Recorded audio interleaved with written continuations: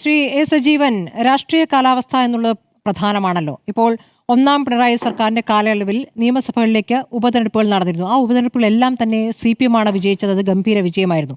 അത് ചെങ്ങന്നൂർ, കോന്നി, വട്ടിയൂർക്കാവ്, പാല ഇവിടെയൊക്കെ തന്നെ LDF വിജയമുണ്ടായ സാഹചര്യം ഉണ്ടായിട്ടുണ്ട്.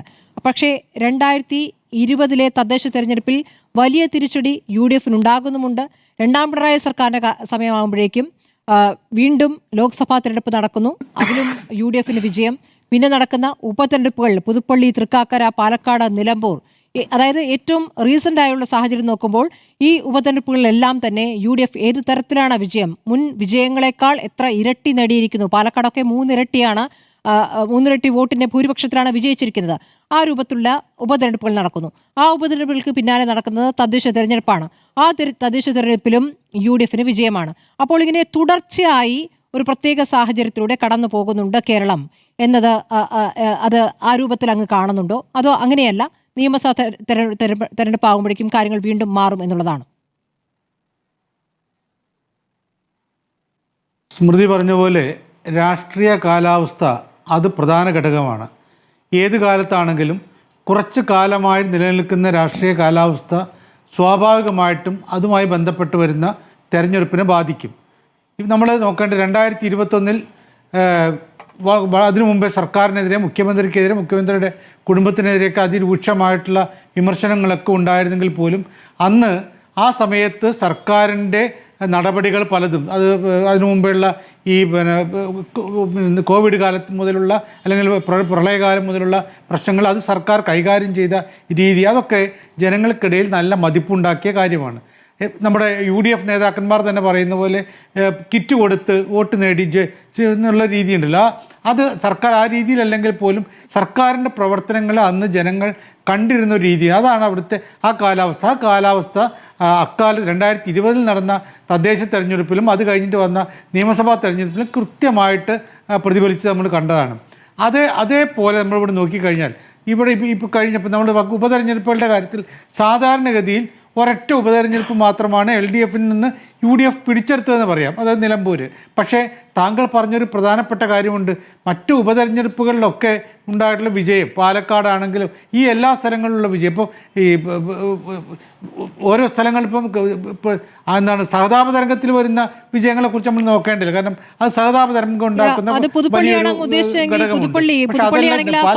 തരംഗം എന്നതിനപ്പുറം ഉമ്മൻചാണ്ടിക്ക് കിട്ടിയതിനേക്കാൾ വലിയ ഭൂരിപക്ഷത്തിലാണ് ചാണ്ടി ഉമ്മൻ വിജയിച്ചത്. സഹതാപ തരംഗം മാത്രമാണോ? അതെ, അത് സ്വാഭാവികം. അതന്നെ ഞാൻ പറഞ്ഞത്. ഉമ്മൻചാണ്ടിയുടെ സമയത്ത് സ്വാഭാവികമായിട്ടും രാഷ്ട്രീയ പോരാട്ടമാണ്. ഇവിടെ അതില്ല. ഉമ്മൻചാണ്ടിയുടെ മരണത്തിന് ശേഷമുള്ള ഒരു തരംഗം, അത് പണ്ട് ഇന്ദിരാഗാന്ധി മരിച്ചപ്പോഴും അത് കഴിഞ്ഞിട്ട് രാജീവ് ഗാന്ധി മരിച്ചപ്പോഴൊക്കെ ഉണ്ടാക്കിയുള്ള ആ തരംഗമുണ്ട്. അതേപോലെ ഒരു സഹതാപ. പക്ഷേ നിലമ്പൂരിൻ്റെ കാര്യത്തിലും പാലക്കാടിൻ്റെ കാര്യത്തിലും അതല്ല. അപ്പോൾ അവിടെ ചേലക്കരയുടെ കാര്യം പോലും നമ്മൾ എടുക്കുക. അങ്ങനെ അവിടെ വോട്ട് LDF ജയിച്ചെങ്കിൽ പോലും വോട്ട് കുറയുന്നൊരവസ്ഥയുണ്ടായിരുന്നു. അപ്പോൾ സ്വാഭാവികമായിട്ടും അത് നേരത്തെ പറഞ്ഞൊരു രാഷ്ട്രീയ കാലാവസ്ഥ തന്നെയാണ് സൂചിപ്പിക്കുന്നത്. തദ്ദേശ തെരഞ്ഞെടുപ്പിൽ നോക്കൂ, ഈ പറഞ്ഞപ്പോൾ ലാൽകുമാർ പറഞ്ഞ് ശരിയാണ്. ഈ ഒരു വോട്ട് ഷെയറിൻ്റെ കാര്യത്തിൽ ഒരു ബേസ് വോട്ടിൽ കാര്യമായിട്ടുള്ള മാറ്റം വന്നിട്ടില്ല എന്ന് പറയാം. അവർ മൊത്തമായിട്ട് ഇടിഞ്ഞു പോയി. പക്ഷേ സീറ്റുകളാണല്ലോ പ്രധാനം. അവിടെ പല സ്ഥലങ്ങളിലും കൃത്യമായിട്ടങ്ങ് ഒലിച്ചു പോകുന്ന രൂപത്തിൽ സീറ്റുകൾ നഷ്ടപ്പെട്ടു. ഈ സീറ്റ് നഷ്ടത്തിൻ്റെ ഒരു പ്രവണത നമ്മൾ നേരത്തെ കണ്ട തദ്ദേശ തെരഞ്ഞെടുപ്പിന് മുമ്പേ നടന്നിട്ടുള്ള ഈ ഇടക്കാല ഉപതെരഞ്ഞെടുപ്പുകൾ അതിൽ കാണുന്ന അവസ്ഥ തന്നെയാണ്, ആ കാലാവസ്ഥയാണ് ഇപ്പോഴും ഉണ്ടായി. ഇനി ഉള്ളത് താങ്കൾ തുടക്കത്തിൽ പറഞ്ഞ പോലെ വെറും 100 ദിവസമാണ്. ഈ 100 ദിവസത്തിനിടയിൽ എന്തൊക്കെ മാറ്റങ്ങൾ ഉണ്ടാക്കാൻ, നേരത്തെ വന്നു പോയിട്ടുള്ള തെറ്റുകൾക്ക് എങ്ങനെയൊക്കെ പരിഹാരം ഉണ്ടാക്കാൻ കഴിയുമെന്നുള്ളതാണ്. അത് ഉണ്ടായോ എന്നുള്ള ചോദ്യം ചോദിച്ചു കഴിഞ്ഞാൽ ഉണ്ടായിട്ടുണ്ട് എന്ന് നമുക്ക് കൃത്യമായിട്ട് പറയാൻ പറ്റില്ല. UDF കാര്യത്തിൽ ഉള്ളൊരു കാര്യം എന്ന് പറയുന്നത്, UDF ഇപ്പോൾ അനിൽ ബോസൊക്കെ പറയുന്നത് ഒരു കോൺഗ്രസ്സുകാരൻ്റെ ഒരു വലിയ വികാരമാണ്. കാരണം അവർ ഒരു കാര്യം ചെയ്തിട്ടുണ്ട്. കാരണം ഈ പാർട്ടി സ്ഥാനാർത്ഥിയെ നിർണ്ണയിക്കുന്നത് പിന്നെ ഹൈക്കമാൻഡ് ആയിരിക്കും, അതിനിടയിൽ ആരും ഇടപെടേണ്ട കാര്യമില്ലൊക്കെ പറഞ്ഞ് ഒരു ഒത്തൊരുമയോടുകൂടി ഇപ്പോൾ പോകുന്നുണ്ട്. പക്ഷേ അവിടെ ഉണ്ടാകാൻ സാധ്യതയുള്ള വീഴ്ച, അവർ നേരത്തെ സ്ഥാനാർത്ഥിയെ പ്രഖ്യാപിക്കുമ്പോൾ ഉണ്ടാകുന്ന വലിയ പ്രശ്നം എന്ന് പറയുന്നത്, എങ്ങനെ ഹൈക്കമാൻഡ് എന്ന് പറയുന്നത് ഹൈക്കമാൻഡിൻ്റെ ഭാഗം ആരാണ് അത് തീരുമാനിക്കുന്നുള്ള ഒരു പ്രധാനപ്പെട്ട ഘടകമുണ്ട്.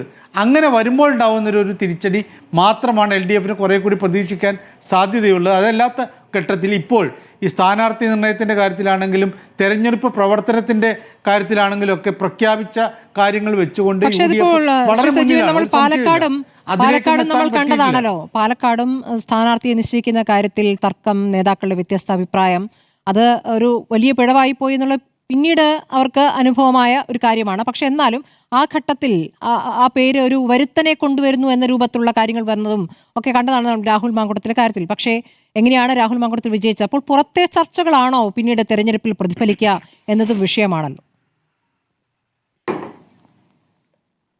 അല്ല, രാഹുൽ മാങ്കൂട്ടത്തിനെതിരെ അന്ന് ഇപ്പോഴത്തെ അദ്ദേഹത്തിന്റെ രാഷ്ട്രീയാവസ്ഥ വെച്ചിട്ടില്ല ഞാൻ പറയുന്നത്. അന്നത്തെ കാലത്ത് ഈ എതിർപ്പൊക്കെ ഉണ്ടെങ്കിൽ പോലും രാഹുൽ മാങ്കൂട്ടത്തിൽ നല്ലൊരു സ്ഥാനാർത്ഥിയായിരുന്നു, ഒരു സംശയമില്ല.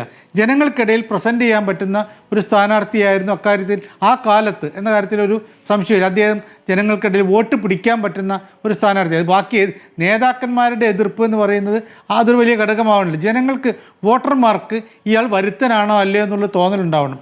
അത് തോന്നലുണ്ടാപ്പോൾ അങ്ങനെ നമ്മൾ നോക്കിക്കഴിഞ്ഞാൽ മിക്ക സ്ഥലങ്ങളിലും വരുത്തന്മാരാണല്ലോ സ്ഥാനാർത്ഥികളാവുന്നത്. അപ്പോൾ അതൊരു വലിയ ഘടകമായിട്ട് മാറില്ല. തദ്ദേശ സ്ഥാപനങ്ങളിലാണെങ്കിൽ അതുണ്ടായേക്കാം. അപ്പോൾ ഇപ്പോഴത്തെ ഘട്ടത്തിൽ ഈ കാലത്ത് രാഹുൽ മാങ്കൂട്ടത്തിനെയാണ് സ്ഥാനാർത്ഥിയാക്കുന്നതെങ്കിൽ അതൊരു പ്രശ്നം തന്നെയായിരിക്കും.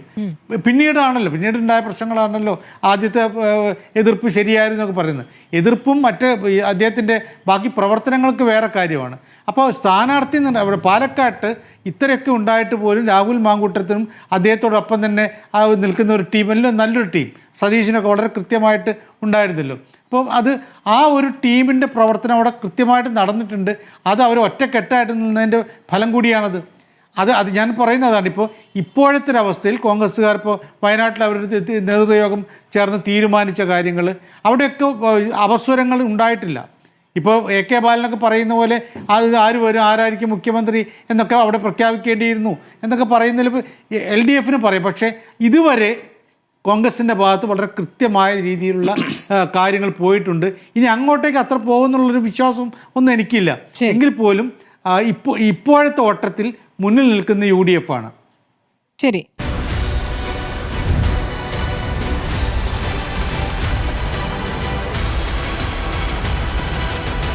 ഡിബേറ്റ് വിത്ത് സ്മൃതി പരുത്തിക്കാട്.